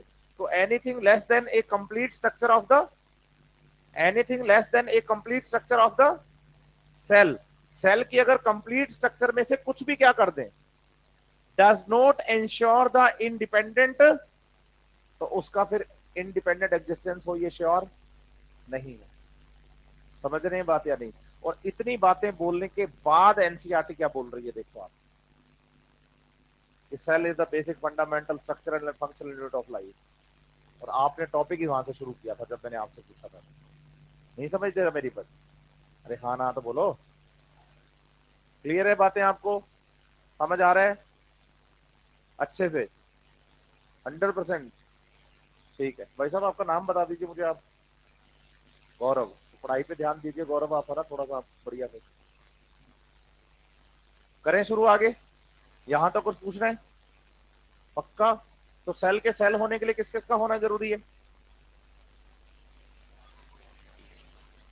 सेल मेम्ब्रेन, साइटोप्लाज्म और, इन तीनों में से अगर कुछ भी कम होता है तो सेल का सर्वाइवल मुश्किल है। सही है बात या नहीं? क्या यूनिसेलुलर ऑर्गेनिज्म का इंडिपेंडेंट एग्जिस्टेंस है? अगर हाँ तो क्यों? तो आपको मैं क्लियर कर दूं, आजकल ट्रेंड है एग्जाम में एआर क्वेश्चंस भी आते हैं, तो यहां से बहुत अच्छा सा एक एआर बन सकता है। स्टेटमेंट में असर्शन आता है कि unicellular organisms are capable of independent existence, ये असर्शन है। सही है बात या नहीं? और रीजन क्या है? Performing all the essential activities of the life, की लाइफ की सारी एसेंशियल एक्टिविटीज को सेल परफॉर्म करती है। तो रीजन भी सही है और इसका करेक्ट एक्सप्लेनेशन है, आंसर 1 है। समझ रहे हैं मेरी बात या नहीं? यस और नो? अच्छे से बढ़े आगे? ठीक है, चलें। अब आपको समझना है कि भाई जब हम सेल के बारे में पढ़ना शुरू करते हैं तो हमें दो टाइप की सेल्स याद करनी होती हैं। एक तो याद करनी है कौन सी सेल? प्रोकैरियोटिक। और एक हमें याद करनी है कौन सी? यूकैरियोटिक। तो दो टाइप की सेल है, बोलो। एक तो है प्रोकैरियोटिक सेल और एक है यूकैरियोटिक सेल। ठीक है? यहां बताइए प्रो से क्या मतलब है? प्रिमिटिव। क्या नाम है? प्रिमिटिव। प्रिमिटिव का मतलब है पुराना। ठीक है? अब बच्चा काउंटर पे आके कहता है सर मैंने ना पहले रेडमी नोट 10 लिया था मोबाइल, फिर थोड़े दिनों बाद मेरे ब्रदर ने, पापा ने ऐसे करके एक फोन लिया, note Redmi Redmi note 10 pro. तो वो तो प्रो तो सर महंगा आया था और उन्होंने कहा था कि एडवांस है, और मैंने तो सुना है कि प्रो एडवांस फॉर्म होती है। मैं उसको फिर समझाता हूँ कि प्रो का मतलब होता है जिसमें चेंज होने के चांसेस हो। समझ रहे हैं मेरी बात या नहीं? तो आप बताइए कि प्रो मतलब यहाँ क्या आएगा बायोलॉजी में? प्रिमिटिव। प्रोकैरियोटिक, प्रो मीन्स क्या है? हाँ, तो इसको मोबाइल या गैजेट से जोड़कर नहीं पढ़ना है आपको कि हमने तो प्रो एडवांस पढ़ा हुआ है, क्योंकि पहले मेरे पास मोबाइल सिंपल था फिर मैंने प्रो लेवल का ले लिया। नहीं समझ रहे मेरी बात? तो उसके साथ जोड़ के नहीं पढ़ना है इसको। प्रो मीन्स क्या होता है? प्रिमिटिव। क्या होता है? प्रिमिटिव। कैरियो मीन्स क्या है? न्यूक्लियस। और टिक क्या है? बोलो करेक्टरिस्टिक। एक ऐसी सेल जिसका करेक्टरिस्टिक फीचर है, बोलो एक ऐसी सेल जिसका करेक्टरिस्टिक फीचर है कि उसका न्यूक्लियस प्रिमिटिव टाइप है, उसका न्यूक्लियस प्रिमिटिव टाइप का है। यहां यूकैरियोट्स में यू, ये वॉइस इज नॉट क्लियर आ रहा है, बच्चा लिख रहा है ना। यू, यू मतलब क्या है? ट्रू। बायोलॉजी में यू शब्द जब भी आएगा ना, यू बैक्टीरिया, तो बोलो ट्रू बैक्टीरिया। सही है। You bacteria means true bacteria. तो यू मीन्स क्या है, मतलब एक टिपिकल स्ट्रक्चर जो कि होनी चाहिए जैसी। कैरियो मीन्स क्या होगा, वही न्यूक्लियस। सही है। हाँ भाई, तो फिर वो बच्चे को आप एक बार पिनअप करके मैसेज कर दीजिए। अच्छा, तो करेक्टरिस्टिक मीन्स क्या हो गया। हाँ सही चल रहा है। नहीं तो आवाज ठीक है बच्चे आपकी, एक बार आप अपने नेटवर्क को चेक करिए। तो सेल जिसका करेक्टरिस्टिक फीचर है कि जिसका न्यूक्लियस कैसा है, ट्रू, ट्रू टाइप का, उसे बोलेंगे यू कैरियोटिक। क्या बोलेंगे। अब दोनों के न्यूक्लियस में फर्क क्या है उस पर बात करते हैं। आप बताइए, जैसे प्रोकैरियोटिक सेल है कोई, ये कौन सी सेल है बताइए। प्रोकैरियोटिक सेल का डीएनए उसके साइटोप्लाज्म में प्रेजेंट होता है डायरेक्ट। बताएंगे डबल स्टैंडर्ड सर्कुलर डीएनए। क्या बोलेंगे, डबल स्टैंडर्ड सर्कुलर डीएनए। किसका, प्रोकैरियोट्स का। कैसा, प्रोकैरियोट्स का डीएनए कैसा है, डबल स्टैंडर्ड सर्कुलर और डायरेक्ट साइटोप्लाज्म में प्रेजेंट है। लेकिन जब बात आती है किसकी, यूकैरियोट्स की। किसकी, तो बताइए यूकैरियोट्स का जो डीएनए होता है वो उनके सेल के साइटोप्लाज्म में एक मेम्ब्रेन बाउंड स्ट्रक्चर न्यूक्लियस में प्रेजेंट है। किसमें प्रेजेंट है, और ये जो न्यूक्लियस की बाउंड्री होती है ना बच्चे, इसको हम न्यूक्लियर एनवलप के नाम से जानते हैं। किसके नाम से जानते हैं, और न्यूक्लियर एनवलप के अंदर क्या प्रेजेंट है, डीएनए। बोलो डबल स्टैंडर्ड लीनियर डीएनए होता है। कैसा होता है, डबल स्टैंडर्ड लीनियर डीएनए होता है। तो बच्चा कहता है दो शब्द हैं यहां पर हमारे लिए जो नए हैं, एक तो बताओ कि डबल स्टैंडर्ड लिखा आपने वो, और एक बताओ कि लीनियर और सर्कुलर लिखा आपने वो। इनमें क्या फर्क है, इनमें क्या फर्क है। बेटा सीधे बैठे थोड़ा सा आप। मुझे पता है कि बहुत दिनों के बाद आप क्लासेस छोड़ के दोबारा फिर क्लासेस में आए हैं। बीच में 15 20 25 30 दिन का गैप है, जिसमें कि घर वाले आपको घुमाने ले गए थे, बढ़िया से मौज मस्ती करके आए हैं आप। फिर से आपको दोबारा पढ़ाई से जुड़ना है, तो उसके लिए थोड़ा सा कोशिश अभी से करेंगे तभी हम जुड़ पाएंगे। समझ रहे हैं मेरी बात या नहीं। और मेरा मानना ऐसा है कि बच्चे का 5 मिनट का भी टाइम बर्बाद नहीं होना चाहिए। ठीक है, क्योंकि बच्चे ने फीस बेचारे ने पढ़ने के लिए तो भरी है, तो उसको पूरा पूरा नॉलेज मिलना चाहिए, पूरा पूरा ज्ञान मिलना चाहिए कि भाई वास्तव में चल क्या रहा है। ठीक है, तो बीच में आप एक बात ध्यान रखिए कि मुझे आप और कुछ बोलने का मौका कम से कम दीजिएगा, तो मैं टॉपिक ज्यादा बोल पाऊंगा। समझ रहे हैं मेरी बात या नहीं। मेरे पास टॉपिक से रिलेटेड बातें बोलने के लिए बहुत सारा टाइम है, बहुत सारी चीजें हैं। इसलिए मेरे को अगर इधर उधर आप घुमा दोगे ना कि बेटा सीधा बैठ, ये मत कर, वो मत कर, ऐसे मत कर, ऑनलाइन वालों को मैं बोलूँ कि भाई ऐसे ऐसे कमेंट मत करो, ये मत करो, वो मत करो, तो फिर काम नहीं चलेगा उससे। आप अपनी जेन्युइन प्रॉब्लम है, आप खड़े होइए, मुझे बताइए, प्रॉब्लम का सॉल्यूशन मेरे पास है। ठीक है, कह रहा हूँ ना, आज आपको लगेगा थोड़ा सा कि भाई गुरु जी क्या कर रहे हैं, लेकिन एक दो दिन के अंदर आप हैप्चुअल हो जाओगे कि यही सही तरीका है। ठीक है, करें शुरू। हाँ, मैं हमेशा एग्जांपल लेता हूँ एक बच्चों के साथ, तो भाई जब आपने यहाँ एडमिशन लिया तो क्या भरी, मतलब रुपए दिए। सही है बात या नहीं। कभी ना आप किसी दुकान से कोई सामान खरीदना, है ना, बिस्कुट का पैकेट खरीद लेना, कितने का खरीदा, 10 रुपए का, बोलो पार्ले जी, और नोट दुकानदार को कितने का दिया, 20 का। तो आपके ये एक्सपेक्टेशंस हैं कि 10 रुपए वापस मिलेंगे, और अगर दुकानदार मना कर दे तो गले पड़ जाते हो ना, नहीं पड़ते क्या, सच सच बताओ। तो मेहनत का रुपया है, ऐसे कोई ऊपर थोड़ी गिरते हैं रुपए। नहीं समझ रहे आप मेरी बात। तो वही बात है बच्चे, मैं हमेशा बोलता हूँ कि स्टूडेंट्स अच्छे कस्टमर नहीं होते। पूछो क्यों, क्योंकि फीस भी देते हैं और पढ़ना भी नहीं चाहते। नहीं समझ रहे आप मेरी बात। आज अगर मैं यहाँ मतलब अच्छी अच्छी बातें करना शुरू कर दूं, ये वो मोटिवेशनल स्पीच, पता नहीं क्या क्या, तो बच्चा खुश हो जाता है कि हाँ, मास्टर तो बस यही है। नहीं समझ रहे आप मेरी बात, यस और नो। लेकिन एजुकेशन फील्ड ऐसा फील्ड है जो आगे जाके आपको पता चलेगा, जिसका रिजल्ट 1 साल बाद पता चलता है कि मेरे साथ वास्तव में हुआ क्या है। ठीक है बात या नहीं। बाकी सभी फील्ड में रिजल्ट जो आते हैं तुरंत आते हैं तुरंत, लेकिन स्टूडेंट्स की एजुकेशन का रिजल्ट हमेशा 1 साल बाद आता है। फिर उसको पता चलता है कि कहाँ क्या सही हुआ क्या गलत। तो इसलिए आप ज्यादा फोकस अपना किस पे रखिए, पढ़ाई पर। ठीक है, फोकस रहिए, अच्छे रहिए, और आप अच्छे हैं इसलिए मेरे सामने है, मुझे पता है। अच्छे नहीं होते तो मेरे सामने नहीं होते। तो double standard circular DNA, double standard linear DNA, दो बातें हैं यहाँ पर। तो पहले मैं डबल स्टैंडर्ड और लीनियर, डबल स्टैंडर्ड और सर्कुलर दोनों का डिफरेंस आपको समझाता हूं। आप बताइए हम बात किसके बारे में कर रहे हैं। डीएनए जो होता है ना बच्चे, ये आप बताइए मेड अप ऑफ न्यूक्लियोटाइड्स। ठीक है, 4 न्यूक्लियोटाइड हैं जो डीएनए को बनाते हैं। बोलो, adenosine monophosphate, guanosine monophosphate, cytidine monophosphate और थाइमिडीन मोनोफॉस्फेट। ये 4 हैं जिनमें मोनोफॉस्फेट सेम है, शुगर पेंटोज और nitrogen base, sorry, phosphate group same होता है, लेकिन 4 नाइट्रोजन बेस अलग अलग होते हैं, एडेनिन, ग्वानिन, ये तो आपने पढ़े हैं। और आपको ये भी पता है कि जो एडेनिन होता है वो थाइमीन के साथ डबल बॉन्ड से, और साइटोसिन जो होता है वो ट्रिपल हाइड्रोजन बॉन्ड से ग्वानिन से जुड़ता है। सुना है ऐसा आपने? यस और नो? तो आप बताइए कि जो डीएनए है वो किसका बना हुआ है, किसका बना हुआ है?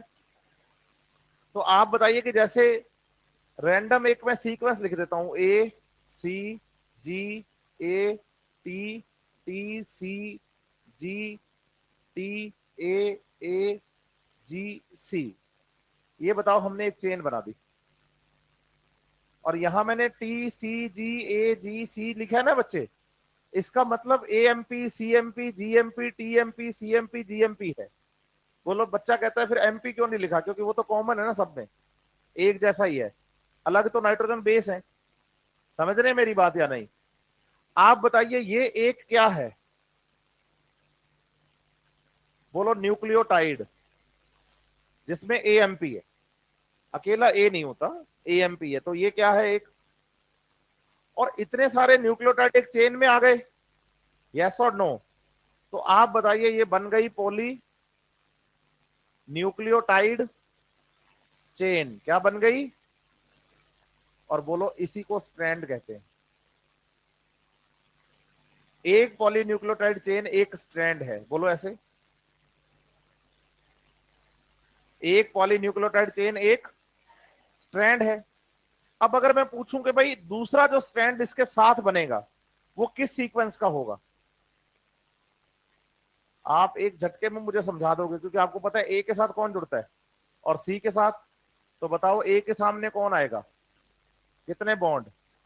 सी के सामने ट्रिपल बॉन्ड, इधर सी कितने बॉन्ड, इधर डबल बॉन्ड, इधर इधर इधर इधर इधर इधर इधर इधर इधर। समझ गए बात या नहीं? अब बताओ कितनी पॉलीन्यूक्लियोटाइड चेन? तो बोलो डबल स्टैंडर्ड। तो बताओ डीएनए कैसा हुआ? क्लियर है बात या नहीं? यस और नो? अच्छे से। तो डीएनए कैसा हो गया? बोलो डबल, डबल। अब दोनों स्ट्रैंड्स की बात करते हैं। बताइए, दोनों स्ट्रैंड्स के एंड होते हैं, जो कि आप डीएनए पढ़ते टाइम बायोमोलिक्यूल में आपको बताया जाएगा। एक एंड को फिफ्थ एंड और दूसरे को क्या बोलते हैं? थर्ड एंड बोलते हैं। 3 डैश और फिफ्थ डैश लिखते हैं इसको हम। ठीक है, तो एक डी स्टैंड का एंड होता है फिफ्थ और एक एंड होता है थर्ड। अब आप बोलो नमस्ते, है ना? बोलो दोनों हाथ पैरेलल, सही है। अब किसी को नमस्ते करो यूं, तो बोलो एंटी पैरेलल। ये क्या है और ये क्या है? पैरेलल तो है लेकिन अपोजिट डायरेक्शन में है। पैरेलल तो है लेकिन, तो इसको क्या बोलेंगे? और इसको, इसको। तो आप बताइए, अगर इधर इसका फिफ्थ से थर्ड एंड पढ़ रहे हैं ना बच्चे हम, तो इसका ये थर्ड से फिफ्थ एंड आएगा। तो बोलो डीएनए डबल स्टैंडर्ड है and both strands are anti parallel to each. क्या बोलेंगे आप?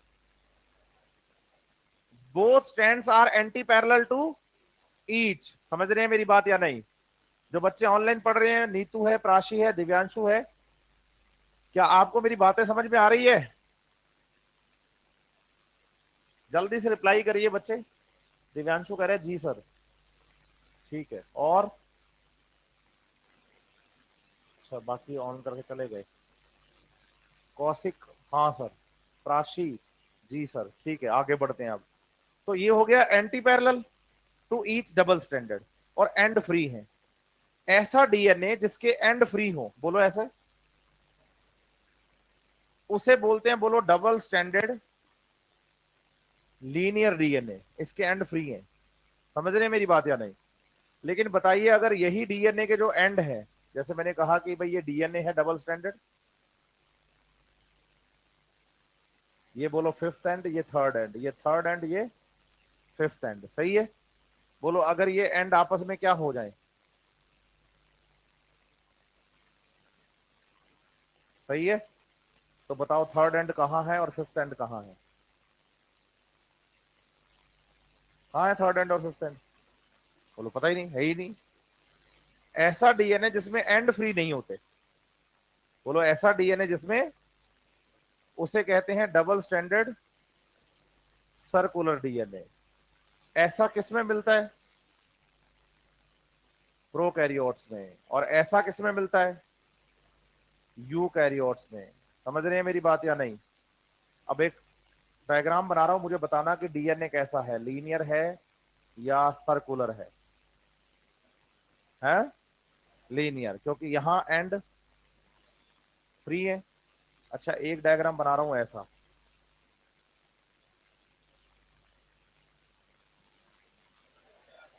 बच्चा कहता है ये तो गोल शेप है ही नहीं, तो बच्चे को समझाना पड़ता है कि भाई शेप पे नहीं जाना, हाँ एंड्स फ्री है या नहीं है इस पे जाना है। वो डायग्राम लेके फ्यूचर में किसी किताब में पढ़ लेगा या लास्ट ईयर कहीं बना होगा, तो बच्चा कहता है सर ये देखना, ये डीएनए तो गोल है ही नहीं। तो भाई गोल बनाना ही नहीं। समझ रहे हैं मेरी बात या नहीं? फिर क्या करना है? तो बोलो अगर एंड्स फ्री हैं तो, और फ्री नहीं है तो, फ्री है तो, नहीं फ्री है तो सर्कुलर। समझे बात या नहीं? तो बताइए प्रोकैरियोट्स का डीएनए कैसा? डबल स्टैंडर्ड सर्कुलर, और यूकैरियोट्स का डबल स्टैंडर्ड लीनियर डीएनए। क्या दोनों बातें समझ में आई? डबल स्टैंडर्ड सर्कुलर और लीनियर का मतलब समझ में आया? अरे हाँ ना तो बोलो भाई अच्छे से। साथ ही साथ आपको बताना है कि जो double standard linear DNA of eukaryote है, ये डीएनए बताइए पैक्ड बाय हिस्टोन प्रोटीन। क्या बताएंगे आप? प्रोकैरियोटिक डीएनए जो होता है बच्चे, वो चारों तरफ से न्यूक्लियर एनवलप से कवर्ड रहता है, जिसको कि हम न्यूक्लियस बोलते हैं पूरी स्ट्रक्चर को, जिसमें डीएनए प्रेजेंट है, लीनियर है। और डीएनए पैक होता है किससे? पैकिंग से यहाँ मतलब है बच्चे की डीएनए एक थ्रेड लाइक स्ट्रक्चर है। कितने बच्चों ने पतंग उड़ाया है? अच्छा सब ने उड़ाया। और जिसने नहीं उड़ाया उसने देखा तो है? कईयों को तो शर्म आ रही है, पता नहीं हाथ उठाऊं या नहीं उठाऊं। नहीं, यस और नो? लेकिन मैं आपको कह दूं कि जैसे मैंने बोला था एजुकेशन एंड डिसिप्लिन दोनों सिनोनिमस हैं, वैसे ही स्टूडेंट और बेशर्मी।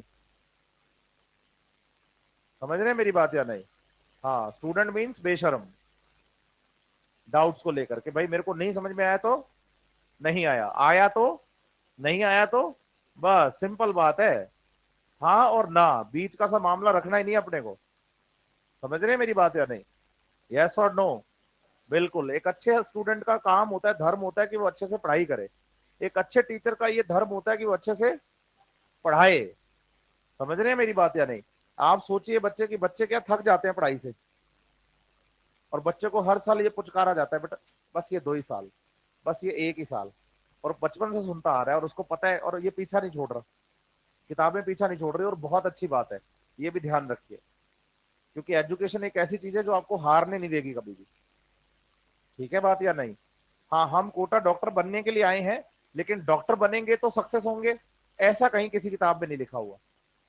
लेकिन अच्छी पढ़ाई करेंगे तो सक्सेस होंगे ऐसा जरूरी है। समझ रहे हैं मेरी बात या नहीं? यस और नो? मैं डॉक्टर नहीं हूं, सक्सेस हूं, खुश हूं, सिंपल सी बात है। तो ऐसा जरूरी नहीं होता कि भाई जो डॉक्टर होता है वही सक्सेस होता है। हाँ ठीक है, हमने एक एम डिसाइड किया, हमें उसको क्या करना है, अचीव।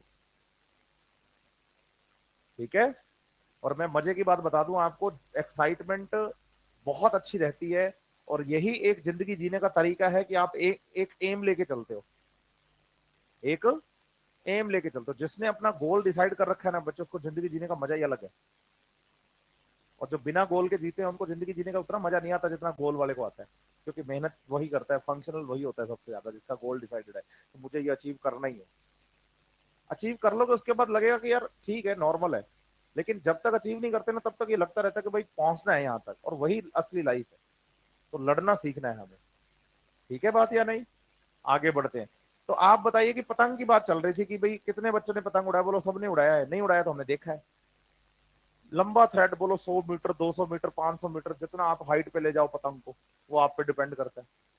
अब जब घर पे मम्मी ने आवाज दे ली कि भाई आजा खाना बन गया, तो फिर आप पतंग को उतारते हो नीचे, धागा सारा इकट्ठा हो जाता है, लंबा सारा जाल, और ऐसे उठाते हो और ले जाते हो। ऐसे करते हो। फिर सारे पतंग का धागा नीचे उतारा, ऐसे पूरा जाल फैल गया, जाल को यूं उठाया और गुत्थम गुत्था करके ले गए घर पे। ऐसे तो करते हो? नहीं करते तो क्या करते हो? बोलो लपेट के ले जाते हैं। कोई माजा बोलता है, वो बोलता है चरखी पे हमने धागा लपेट लिया, ऐसे ऐसे करके लपेट के पूरा ले जाते हो। तो बोलो जो लंबा थ्रेड है वो डीएनए है, और बोलो जो लकड़ी की या प्लास्टिक की वो चरखी जिसपे धागा लपेट रहे हैं वो हिस्टोन है। तो बोलो लंबा थ्रेड एक छोटी सी जगह पे पैक हो गया।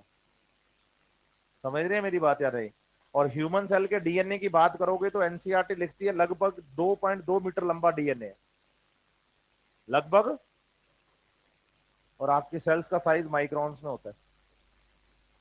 तो 2.2 मीटर लंबा डीएनए इतनी छोटी सेल के साइटोप्लाज्म में, इतने छोटे से न्यूक्लियस में पैक कैसे होता है? बोलो वैसे ही जैसे एक 500 मीटर लंबा धागा चरखी के ऊपर लपेट लेते हैं। समझ रहे हैं मेरी बात या नहीं? यस और नो? तो वो पैक करने का काम कौन कर रहा है यहाँ? लेकिन प्रोकैरियोटिक सेल्स का डीएनए हिस्टोन से पैक नहीं होता। बताइए, prokaryotic DNA is packed by polyamines. किससे पैक होता है? और ये हिस्टोन नहीं है, ये भी आपको समझना पड़ेगा। ठीक है? ये एक नॉन हिस्टोन स्ट्रक्चर है। बोलो जो हिस्टोन नहीं है वो नॉन हिस्टोन है। तो यहाँ डीएनए किससे पैक हुआ है? यहाँ डीएनए किससे पैक हुआ है? पॉलीअमीन से। तो इसको क्या बोल देंगे? Non histone. ये क्या हो गया? हिस्टोन। ये क्या हो गया? Non histone. समझ रहे हैं बात या नहीं? और बताइए कि prokaryotic DNA note covered by any envelope या मेम्ब्रेन, यस और नो? तो एक डिफाइंड न्यूक्लियस नहीं है। डीएनए सीधा ही साइटोप्लाज्म में प्रेजेंट है। ये जो डीएनए डायरेक्ट साइटोप्लाज्म में सीधा ही प्रेजेंट है, इस स्ट्रक्चर को नाम देते हैं बोलो न्यूक्लियोइड, या नाम देते हैं बोलो जीनोफोर, या नाम देते हैं इंसिपिएंट न्यूक्लियस। क्या नाम देते हैं? इंसिपिएंट न्यूक्लियस। समझ रहे हैं बात या नहीं? आप बता दो न्यूक्लियोइड, या फिर क्या बता दो? जीनोफोर, या क्या बता दो? और साथ ही साथ बताइए प्रोकैरियोटिक डीएनए को क्या कहा जाता है? नेकेड। क्या कहा जाता है? क्यों? हाँ, note covered by any membrane, any envelope, yes और नो? यस और नो? चलें आगे। अब नेकेड क्यों है डीएनए? बेटा जी आपका नाम क्या है? हाँ जी। तो जानवी शर्मा जी थोड़ा कंट्रोल करिए आप, है ना? ऐसे तो कैसे काम चलेगा फिर? अच्छे बच्चे हैं आप तो। नहीं है क्या? यस सर ना? तो फील भी करवाइए फिर सर को कि मैं अच्छी हूँ सर। नहीं? ऊपर देखिए इधर, यहाँ देखिए। अगर इतनी एनसीईआरटी पढ़ोगी तो फिर घर पे पढ़ लेती हैं आप। लेकिन आप एनसीईआरटी पढ़ नहीं रही, पता है। मैंने कहा ना कि पहली क्लास सुबह सुबह 6:30 बजे, एक तो ये आदत कम है। ठीक है। दूसरा, काफी दिनों के गैप के बाद आए हैं, तो बायोलॉजिकल क्लॉक बिगड़ी हुई है, उसी को तो ठीक करना है। इसलिए तो मैं और कोई बात ही नहीं कर रहा, सिर्फ क्या कर रहा हूँ, पढ़ाई करवा रहा हूँ, ताकि बच्चा क्या रहे, मुस्तैद रहे कि भाई गुरुजी पढ़ा रहे हैं, मेरा मिस ना हो जाए। क्योंकि शुरू के दिनों में एनर्जी बहुत होती है। नहीं? ठीक है शर्मा जी। आइए इधर पढ़ते हैं अपने दोबारा, फिर आप एनसीईआरटी इधर देखो। हाँ, नजरें ऊपर बिल्कुल यहाँ पर। तो डबल स्टैंडर्ड सर्कुलर डीएनए कैसा है? नेकेड है। क्यों है? आज के बाद नहीं बोलनी ये बात, अब तक याद करी ठीक है, अब नहीं बोलना। आज के बाद बोल रहे हैं कि prokaryotic DNA not packed by histone so it is called as the, हाँ ऐसे मत बोलना कि न्यूक्लियर एनवेलप से कवर नहीं होता इसलिए नेकेड कहते हैं, ठीक है? समझ रहे मेरी बात या नहीं? कोई बात नहीं, बोलो न्यूक्लियर एनवेलप नहीं है, मेम्ब्रेन तो है बाहर की तरफ, कोई डीएनए सेल से बाहर थोड़ी घूम रहे। नहीं समझ रहे आप मेरी बात? यस और नो? तो आप बताइए कि नेकेड कहा जाता है क्योंकि हिस्टोन से पैक्ड। एनसीईआरटी पेज नंबर 128, पहले 127 खोलो आप। अच्छा, ऐसा कोई बच्चा है जिसके पास एनसीईआरटी का नया एडिशन हो? ओके, नहीं नहीं कोई बात नहीं, उनको पेज नंबर भी तो बताना पड़ेगा, है ना? नहीं बताना पड़ेगा बेटा? नहीं नहीं नहीं चलेगा ना, बताना पड़ेगा। 89 नंबर पेज पे देखो, प्रोकैरियोटिक सेल होगा नीचे, है ना? तो आपके पास 127 पे प्रोकैरियोटिक सेल है, पेज पलटो। पुराने एडिशन में 128, नए एडिशन में 90, ठीक है? आप देखो कि भाई इसमें ऊपर से पढ़ना शुरू करोगे ना थर्ड लाइन से, तो उसमें फिर आ जाएगा भाई डीएनए की बात। लिख रहा है कि there is no well defined and the genetic material is basically naked. फिर बच्चा कहता है अभी तो आप कह रहे थे कि ऐसा नहीं बोल रहा और एनसीईआरटी ने ऐसा लिखा है, तो बताओ कोमा लगा दिया भाई, बिकॉज थोड़ी, दोनों बातें अलग अलग हैं। बच्चा इसको क्या जल्दबाजी में याद कैसे करता है? नए एडिशन में 90 नंबर पेज और पुराने एडिशन में 128, है ना? क्या लिख रही है एनसीईआरटी कि there is no well defined nucleus and the genetic material means DNA is basically naked. फिर उसके बाद क्या है? हाँ कोमा लग गया, इसका मतलब ये लाइन यहां खत्म, अब दूसरी बात शुरू। दो अलग अलग कैरेक्टर हैं, नेकेड होना अलग कैरेक्टर है और न्यूक्लियर एनवलप ना होना अलग कैरेक्टर है, दोनों को मिक्स नहीं करना। खिचड़ी, हाँ क्यों नहीं बनानी? खिचड़ी बोलो घर पे बनाएंगे बर्तन में, जब बीमार आदमी ठीक हो जाता है बर्तन में बनी खिचड़ी से। नहीं, जब बीमार होते हैं डॉक्टर क्या कहता है, हल्का खिलाओ, तो घर वाले खिचड़ी बना के खिला देते हैं। यस और नो? और अगर बन जाए खिचड़ी कहां पर, दिमाग में, तो सही आदमी बीमार हो जाता है। तो सही जगह पे बनाइए सही चीज को, तो खिचड़ी कहां बनानी है? हाँ, तो उससे क्या होगा, बीमार आदमी ठीक हो जाएगा। और अगर बन गई कहां पर, तो सही आदमी बीमार हो जाएगा। क्या चाहते हो? हाँ, तो इस कोमा पे ध्यान दीजिएगा, दो अलग अलग करेक्टर हैं। डीएनए का नेकेड होना अलग करेक्टर है और न्यूक्लियर एनवलप का ना होना अलग करेक्टर है। अगर ये इसका कारण होता तो बीच में बिकॉज लगता। समझ रहे हैं मेरी बात या नहीं? दोनों अलग अलग बातें हैं, ध्यान रखिएगा इस चीज को। बढ़े आगे? अरे हाँ ना तो बताओ भाई। ठीक है,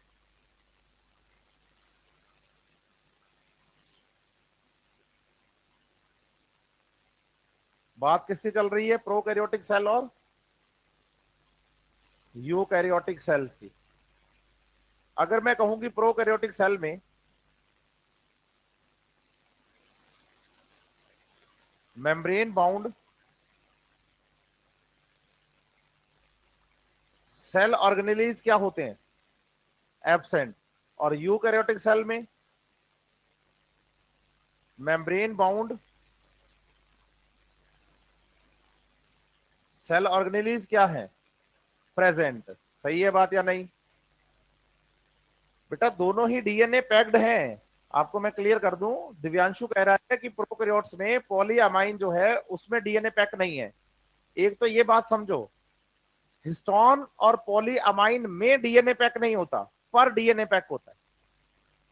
धागा चरखी पर लपेटा जाता है, धागे पर चरखी नहीं लपेटी जाती। हिस्टोन पर डीएनए पैक होता है, पॉलीअमाइन पर डीएनए पैक होता है। एक तो में याद नहीं करना, आप ये में याद कर रहे हैं ना कि में डीएनए पैक्ड होता है, तो नहीं। दूसरा, जो काम यहां पर यूकैरियोट्स में हिस्टोन करता है वो प्रोकैरियोट्स में कौन करता है, पॉलीअमाइन। मतलब क्या हुआ कि आपके पास वो मांझा या धागा लपेटने के लिए जो वो था ना चरखी सी, लकड़ी की या प्लास्टिक की, वो अब आपके पास है नहीं, बोलो तो क्या करोगे? बोलो आसपास कहीं से कोई टूटा हुआ पेन, पेंसिल या लकड़ी का टुकड़ा लेके उस पर धागा लपेट देंगे, इसका मतलब बिना चरखी के भी धागा लपेटा जा सकता है। इसका मतलब बिना हिस्टोन के भी डीएनए पैक हो सकता है। और यहां पर वो डीएनए कौन पैक कर रहा है? बस पैकेजिंग तो है ही ना डीएनए की। यस और नो? दिव्यांशु रिप्लाई कर भाई, जल्दी से आगे बढ़े। तो प्रोकैरियोट्स में क्या है? Cell organelles absent. बिल्कुल गलत बात, आज के बाद बोलोगे तो चांटा पड़ेगा। Membrane bound cell organelles are absent. इसका मतलब मेम्ब्रेन लेस तो हो सकते हैं, मेम्ब्रेन लेस तो, मेम्ब्रेन बाउंड एब्सेंट है। समझ रहे हैं मेरी बात या नहीं? तो आप बताइए मेम्ब्रेन बाउंड क्या है? एब्सेंट। लेकिन मेम्ब्रेन लेस, और उसका अगर एग्जांपल कोई पूछे तो बता देना राइबोसोम। ठीक है बात या नहीं? यस और नो? ठीक है। और इधर membrane less cell organelle absent या प्रेजेंट? हाँ, नाम बताओ। सेंट्रोसोम भी। ठीक है। और जिसने भी सेंट्रियोल बोला उसने गलत नहीं बोला। बस उसको ये समझना पड़ेगा कि सेंट्रियोल्स जो होते हैं वो स्ट्रक्चरल पार्ट होते हैं सेंट्रोसोम के, है ना? दो सेंट्रियोल मिलकर एक सेंट्रोसोम बनाते हैं। तो इसका मतलब मेम्ब्रेन बाउंड तो प्रोकैरियोट में नहीं है और मेम्ब्रेन बाउंड यूकैरियोट्स में है, लेकिन मेम्ब्रेन लेस दोनों में है। अच्छा, एक ऐसा सेल ऑर्गेनल बताओ जो प्रोकैरियोट यूकैरियोट दोनों में हो। है? दिख तो रहा है सामने। ये क्या है और ये क्या है? तो आज के बाद बताना कि ribosome is universal cell organelle. Ribosome universal, चाहे प्रोकैरियोट सेल हो चाहे यूकैरियोट सेल हो, राइबोसोम पक्का होता है। पीछे से अभी आवाज आई 70S, है ना? तो बताइए प्रोकैरियोटिक राइबोसोम 70S होते हैं, यूकैरियोटिक राइबोसोम 80S होते हैं। पूछो ये क्या होता है?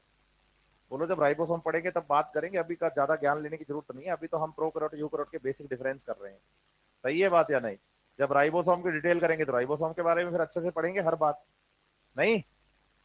अब बताओ कि जैसे अपने मेम्ब्रेन बाउंड सेल ऑर्गेनल्स की बात करें, एक यूकैरियोटिक सेल है, इस यूकैरियोटिक सेल के अंदर अगर हम मेम्ब्रेन बाउंड सेल ऑर्गेनल्स की बात करें तो बताइए यूकैरियोट्स में मेम्ब्रेन बाउंड सेल ऑर्गेनल्स होते हैं जैसे कि ER, endoplasmic reticulum, Golgi body, lysosome, vacuole, mitochondria, plastids, है ना, माइक्रोबॉडीज। सही है? यस और नो?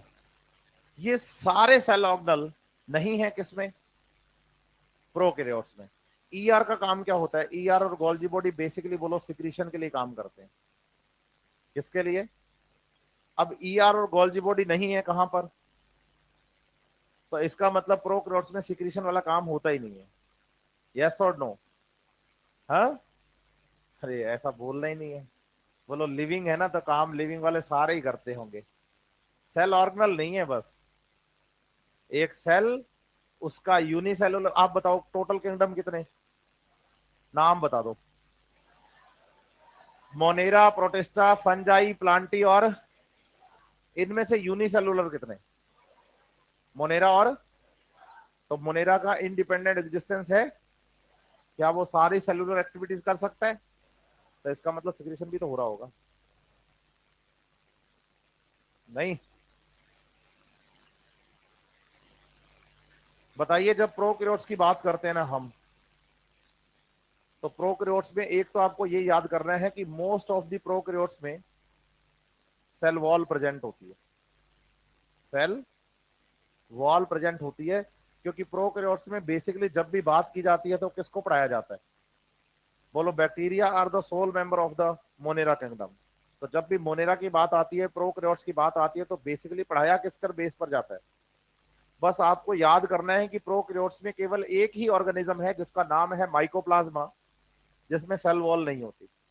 अदरवाइज सब में सेल वॉल है। प्रोकैरियोट्स में हमें 4 टाइप के ऑर्गेनिज्म पढ़ाए गए हैं हमारे सिलेबस में: बैक्टीरिया, साइनोबैक्टीरिया, आर्के बैक्टीरिया और माइकोप्लाज्मा। कितने पढ़ाए गए हैं?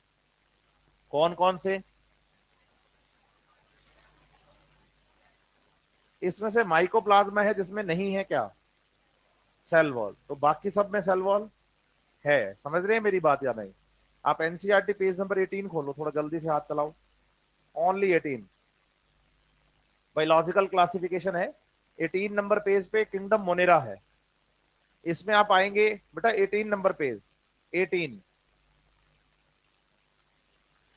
18 नंबर पेज पे किंगडम मोनेरा में 19 पे आर्की बैक्टीरिया हेडिंग है ना। फिर उसके बाद यू बैक्टीरिया, यू बैक्टीरिया में बैक्टीरिया और साइनोबैक्टीरिया दोनों पढ़ाए हैं एनसीईआरटी ने। पेज पलटो, सेकंड पैराग्राफ है पेज का जहां माइकोप्लाज्मा को शुरू करता है वो। सही है बात या नहीं? और इनमें सेल वॉल क्या होती है, क्या होती है? हाँ, तो बोलो माइकोप्लाज्मा एक ऐसा ऑर्गेनिज्म है जिसमें सेल वॉल नहीं है, बाकी सब में आपको प्रोकैरियोट्स में सेल वॉल याद करनी है। तो इसका मतलब बाहर की तरफ सेल वॉल, अंदर की तरफ ये सेल मेम्ब्रेन, और सेल वॉल और सेल मेम्ब्रेन के बीच का जो स्पेस होता है, बोलो इसको हम क्या बोलेंगे? बोलो पेरीप्लाज्मिक स्पेस। क्या बोलेंगे? Periplasmic space. ठीक है बात या नहीं? अब बताइए कि प्रोकैरियोट्स में बेसिकली ये मेम्ब्रेन बाउंड सेल ऑर्गेनल तो नहीं है, ये बात तो ठीक है, लेकिन क्या मेम्ब्रेन बाउंड सेल ऑर्गेनल्स वाले फंक्शंस होते हैं? तो आप बताते हैं यस। तो फिर बात आती है कि फंक्शंस करता कौन है, आप बताइए सेल मेम्ब्रेन। ये फंक्शंस कौन परफॉर्म करता है? तो आप बताएंगे कि ये फंक्शंस सेल मेम्ब्रेन परफॉर्म करती है। और जब मेम्ब्रेन के परफॉर्म करने की बात आती है, तो आप बताते हैं कि जो मेम्ब्रेन है वो तीन टाइप के आपको यहां मॉडिफिकेशन शो करती है, तीन शेप में। आप बताइए कि भाई अंदर की तरफ मेम्ब्रेन क्या हो जाती है? इनवेजिनेट। मेम्ब्रेन जो है वो अंदर की तरफ क्या हो जाती है? इनवेजिनेट हो जाती है। और इनवेजिनेट होकर तीन अलग अलग शेप्स का क्या करती है यहां? फॉर्मेशन। इसमें ये जो स्ट्रक्चर मैंने तीनों बनाई हैं, इन स्ट्रक्चर्स को बोला जाता है मीजोसोम। क्या बोला जाता है? लेकिन मीजोसोम की ये शेप कौन सी है? वेसिकल शेप है। ये कैसी शेप है? टिब्यूल। और ये कैसी शेप है? तो बताइए प्रोकैरियोट्स में मीजोसोम किस शेप के होते हैं? कौन? तीन टाइप नहीं, तीन शेप हैं। कौन कौन सी? एनसीईआरटी पेज नंबर 127 पे हेडिंग है प्रोकैरियोटिक सेल, हाँ या ना? और हेडिंग है 8.4। सही है? पेज पलटो, 8.4.1 मतलब प्रोकैरियोटिक सेल्स की सब हेडिंग क्या है? Cell envelope and its. इसमें cell envelope and its modification में 128 नंबर पेज पर लास्ट पैराग्राफ में जाइए आप, स्पेशल मेम्ब्रेनस स्ट्रक्चर पढ़ते जाओ। हाँ, एक्सटेंशन इनटू द साइटोप्लाज्म। और इसकी कितनी शेप बताई और बोल्ड करके लिखी है लास्ट लाइन में? वेसाइकल, टिब्यूल और लेमिला। तो बताइए ये तीनों शेप हैं किसकी? और तीनों ही मेम्ब्रेन के इन्वेजिनेशन है साइटोप्लाज्म के अंदर। These all three are invaginations of the membrane into cytoplasm. Cytoplasm के अंदर मेम्ब्रेन का क्या है? इन्वेजिनेशन। कौन कौन? मीजोसोम्स। लेकिन इसकी शेप कितनी? तीन। क्या क्या नाम बोलोगे? वेसाइकल बताइए, टिब्यूल बताइए और लेमिला। तीनों सब सामने हैं आपके, हाँ या ना? अरे यस और नो तो बोलो। ठीक है, मैं आपको वैसे बता दूं कि जहां आप जिस क्लास में आज बैठे हैं, अगर मैं आपसे अभी पूछूं कि मीजोसोम्स का काम क्या, तो बच्चा कहता है रेस्पिरेशन, है ना? मोस्ट ऑफ द बच्चों को एक ही बात याद होती है, क्या? रेस्पिरेशन। लेकिन आपको समझना पड़ेगा कि मीजोसोम्स सिर्फ रेस्पिरेशन नहीं करते। मीजोसोम्स सिर्फ रेस्पिरेशन नहीं करते। पूछो क्या क्या करते? देखो सबसे पहले तो ये बात समझो कि सेल के बाहर कौन है? सेल वॉल सेल के कहां है? किसने बनाया? सेल ने। और सेल के जो मटेरियल सेल वॉल वाले हैं, बोलो वो सेल के साइटोप्लाज्म में बनते हैं। जैसे ये सेल का क्या है, यहां पर हमने सेल वॉल को बनाने वाले मटेरियल बनाए। ये मटेरियल हमने किसको दिए? मेम्ब्रेन को। और मेम्ब्रेन ने इन मटेरियल्स को बाहर डालकर सेल वॉल का फॉर्मेशन करवाया। तो बेसिकली सेल वॉल का फॉर्मेशन बाहर की तरफ करवाता कौन है? बोलो सेल मेम्ब्रेन करवाती है। उसके मटेरियल्स कहाँ बनते हैं?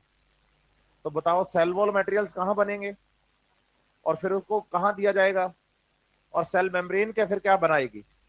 तो basically cell membrane cell wall बनाती है। Basically cell membrane cell wall बनाती है। अब मुझे बताओ मीजोसोम्स क्या है? बोलो सेल मेम्ब्रेन का एक्सटेंशन। तो बताओ मीजोसोम में और सेल मेम्ब्रेन में क्या फर्क है? बोलो कुछ भी नहीं। मेम्ब्रेन ही मीजोसोम है, मीजोसोम ही मेम्ब्रेन है। मेम्ब्रेन मीजोसोम है क्या? बोलो मेम्ब्रेन का एक्सटेंशन है। नहीं समझ रहे आप मेरी बात? ये रबड़ बैंड नहीं होता, रबड़ बैंड, उसको उठाओ खींच दो, बताओ अब क्या है?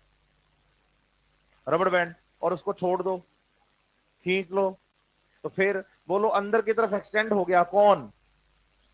Cell membrane. और ये जो मेम्ब्रेन है वही तो मीजोसोम है। तो मीजोसोम और मेम्ब्रेन में क्या फर्क है? तो फिर जब सेल मेम्ब्रेन सेल वॉल बना रही है तो मीजोसोम भी तो क्या बना रही है? समझ पा रहे हैं बात?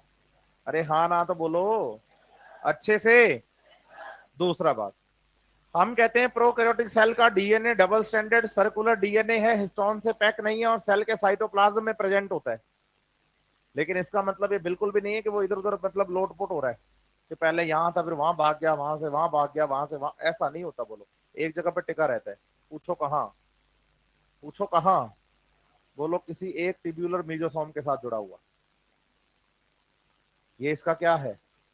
Double standard circular DNA. समझ रहे हैं मेरी बात या नहीं? यस और नो? अच्छे से। तो आप बताइए कि डबल स्टैंडर्ड सर्कुलर डीएनए किससे जुड़ा रहता है? मीजोसोम में भी मेनली कौन सा मीजोसोम? अब आपको समझना है कि जब भी कोई सेल डिवाइड करे, बोलो ऐसे, तो वो डिवीजन के टाइम पर बोलो सबसे पहले अपना डीएनए रेप्लिकेट करती है। डिवीजन के टाइम पर सबसे पहले अपना, जैसे आप बताओ कि भाई ये सेल थी, सेल के अंदर ये मीजोसोम था और ये इसके अंदर डीएनए था। जब भी सेल को क्या करना होता है, डिवीजन, तो सबसे पहले सेल क्या करती है? बोलो डीएनए रेप्लिकेशन। और डीएनए रेप्लिकेशन होगा तो आप बताइए कि जो एक डीएनए था उससे कितने डीएनए बनेंगे? तो बोलो फिर मीजोसोम भी तो दो बनेंगे। और फिर धीरे धीरे ये मीजोसोम क्या करते हैं? ग्रो। तो बताइए ग्रो करके इनका सेल का क्या करवा देते हैं? डिवीजन। एक सेल ये बन गई और दूसरी सेल बोलो ये बन गई। समझ रहे हैं मेरी बात या नहीं? इसका मतलब जो मीजोसोम्स होते हैं उनके साथ कौन जुड़ा हुआ है? तो बोलो ये हेल्प करते हैं डीएनए रेप्लिकेशन में। और फिर उसके बाद डीएनए रेप्लिकेशन के बाद जब क्या होता है, सेल डिवीजन, तो डॉटर सेल्स में डीएनए का डिस्ट्रीब्यूशन भी करवाते हैं। एक मीजोसोम इधर डीएनए ले गया, एक मीजोसोम का डीएनए इधर रह गया, तो दो डॉटर सेल में अलग अलग डीएनए आ गया। तो एक तो बताओ कि सेल वॉल बनाती है सेल मेम्ब्रेन, बोलो ऐसे। सेल वॉल को कौन बनाता है? सेल वॉल को कौन बनाता है? और सेल मेम्ब्रेन का ही एक्सटेंशन कौन है? तो बताओ जब सेल मेम्ब्रेन सेल वॉल बना रही है तो मीजोसोम भी क्या बना रहा होगा? दूसरा जो डीएनए है वो किससे जुड़ा हुआ है? तो बताइए कि डिवीजन से पहले सेल क्या करती है? तो डीएनए रेप्लिकेशन में हेल्प कौन करेगा? कौन हेल्प करेगा? मीजोसोम। सही है बात या नहीं? और वही मीजोसोम रेप्लिकेटेड डीएनए को डॉटर सेल्स में क्या करवाएगा? डिस्ट्रीब्यूट। समझ रहे हैं मेरी बात या नहीं? वहीं आइए दोबारा एनसीईआरटी पेज नंबर 128 पे लास्ट लाइन, जहां आपने टिब्यूल वेसाइकल और क्या पढ़े, लेमिला, उसमें लिखा है they helps in cell wall formation, DNA replication and distribution of the DNA into daughter, distribution of the DNA into daughter. समझ पाए हैं बात? अरे यस और नो तो बोलो अच्छे से। पक्का? हाँ, बच्चा कहता है सर नोट्स के बिना पढ़ने का मजा नहीं आता। नहीं, आना चाहिए। आज एक दो दिन, दो चार दिन लगेगा बस आपको, उसके बाद जब आप एनसीईआरटी से यूज टू हो जाएंगे तो फिर आपको लगेगा कि एनसीईआरटी पढ़ाई तो मजा है। टॉपिक पूरा होने के बाद, चैप्टर पूरा होने के बाद आप पीवाई क्यूज लगाना 2010 से लेकर 2022 तक, क्योंकि एनसीईआरटी कब आई थी? 2010 में।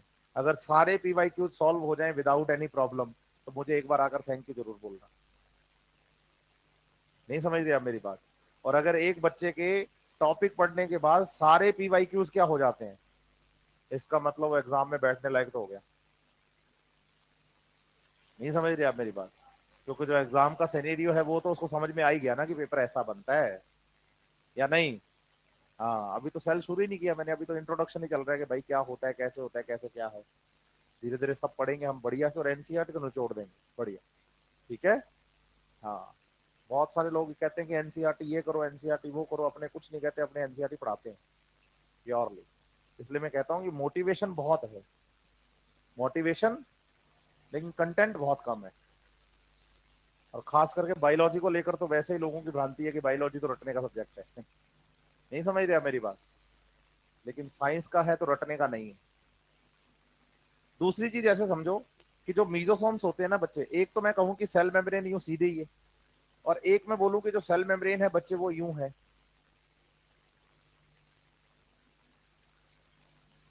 ना? तो दोनों में से सरफेस एरिया ज्यादा किसका है? तो फिर बताओ, मीजोसोम मेम्ब्रेन का सरफेस एरिया बढ़ाते हैं, मीजोसोम्स मेम्ब्रेन का। सही है। और बोलो किसी भी मटेरियल को अगर सेल से कहां जाना हो, बाहर कहां जाना हो, तो क्या बोलेंगे? तो मटेरियल मेम्ब्रेन को ही क्रॉस करेंगे। फिर कोई मटेरियल सेल के अंदर बना है और उसको कहां जाना है, तो बिना मेम्ब्रेन को क्रॉस किए निकाल दोगे क्या? किसको क्रॉस करके जाएगा? किसको क्रॉस करके जाएगा? तो सिक्रीशन। दो शब्द याद कर लो यहां, बोलो सिक्रीशन, बोलो एक्सक्रीशन। बोलो सिक्रीशन, बोलो एक्सक्रीशन। सिक्रीशन मीन्स होता है सेल में से यूजफुल मटेरियल का बाहर जाना। बोलो एंजाइम्स, हार्मोन्स सिक्रीट किए जाते हैं। और एक्सक्रीशन का मतलब होता है वेस्ट का बाहर जाना। बोलो अगर वेस्ट बाहर जाता है तो, और यूजफुल बाहर जाता है तो, समझ रहे हैं बात या नहीं? तो अभी हम किसकी बात कर रहे हैं?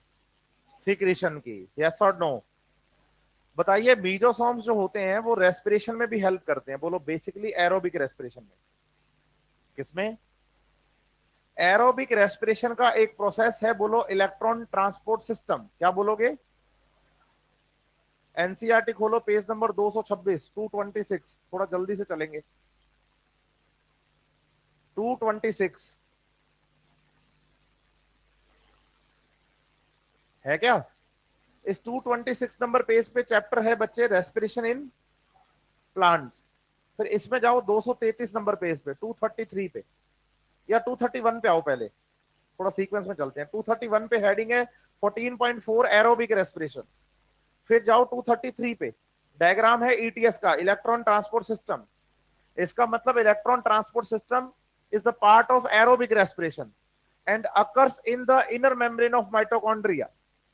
Occurs in inner membrane of mitochondria. देखो बीच में लिखा हुआ है इनर मेम्ब्रेन ऑफ माइटोकॉन्ड्रिया, ऊपर ऊपर डायग्राम के। तो पूरा प्रोसेस जो है वो इनर मेम्ब्रेन में चलता है। तो बताइए कि माइटोकॉन्ड्रिया तो अब एरोबिक रेस्पिरेशन के लिए यहां पर है नहीं, तो क्या बैक्टीरिया में एरोबिक रेस्पिरेशन नहीं चलेगा? सेल मेम्ब्रेन में चलेगा। तो ईटीएस कहां चलेगा? बताओ, एरोबिक रेस्पिरेशन चलता है माइटोकॉन्ड्रिया में और एरोबिक चलता है साइटोप्लाज्म में। चाहे यूकैरियोटिक सेल हो और चाहे प्रोकैरियोटिक सेल हो, एनारोबिक रेस्पिरेशन कहां होता है? तो बताइए, एनारोबिक रेस्पिरेशन के लिए माइटोकॉन्ड्रिया की जरूरत नहीं है। बोलिए, एनारोबिक रेस्पिरेशन के लिए माइटोकॉन्ड्रिया की जरूरत तो फिर किसके लिए है?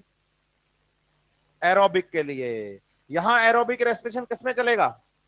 माइटोकॉन्ड्रिया में। और यहां ईटीएस चलता है सेल मेम्ब्रेन में। समझ रहे हैं मेरी बात या नहीं? ये क्या है, नीट में पूछा गया क्वेश्चन है, 2017 में था शायद। क्वेश्चन क्या था कि which one structure of prokaryotic cell, क्या बोल रहा हूं, which one structure of is analogous to mitochondria of eukaryotic cells. तो ऑप्शन चार थे, उनमें से एक मीजोसोम था। तो बताइए, एरोबिक रेस्पिरेशन का ईटीएस यूकैरियोटिक सेल्स में कहां चलता है? बोलो माइटोकॉन्ड्रिया में। और यहां, तो बताइए मीजोसोम्स और माइटोकॉन्ड्रिया सेम स्ट्रक्चर है क्या? नहीं, लेकिन क्या फंक्शन सेम है? तो बोलो different structure same function, analogous. तो मीजोसोम माइटोकॉन्ड्रिया के क्या है? हाँ, नीट में पूछा गया क्वेश्चन है कि which one structure of prokaryotic cell is analogous to mitochondria. समझ रहे हैं मेरी बात या नहीं? ऑप्शन में से आंसर क्या गया? क्योंकि मीजोसोम यहाँ एरोबिक रेस्पिरेशन और यहाँ माइटोकॉन्ड्रिया करता है, तो दोनों का फंक्शन सेम। आगे की लाइनें पढ़ो, पेज नंबर 129 पे आ जाओ ऊपर फिर से, वहीं जहां छोड़ा था हमने मीजोसोम वाली जगह पे। बेटा आपके पास एनसीईआरटी का एडिशन पुराना है, ठीक है? तो आपके ईटीएस का डायग्राम भी बहुत पुराना है, 2018 से भी पहले की एनसीईआरटी है आपके पास, ठीक है? तो इन डायग्राम्स को आपको बदलना पड़ेगा, थोड़ा सा फोटोकॉपी करवा के चिपकाना पड़ेगा, ठीक है? एनसीईआरटी बदलने की जरूरत नहीं है, जहां जहां चेंजेस है मैं बताऊंगा आपको, line to line, word to word, चिंता ही मत करो, मेरा काम ही यही है। तो नेक्स्ट लाइन में एनसीईआरटी लिखती है, they also help in respiration, secretion process and increase the surface area of the. समझ रहे हैं बात या नहीं? तो जब मैं नेक्स्ट क्लास में आऊंगा ना बच्चे मंडे को, तो मुझे बताइएगा कि मीजोसोम चल रहे, पूरे हुए नहीं अभी, यहीं से शुरू करेंगे। मिलते हैं।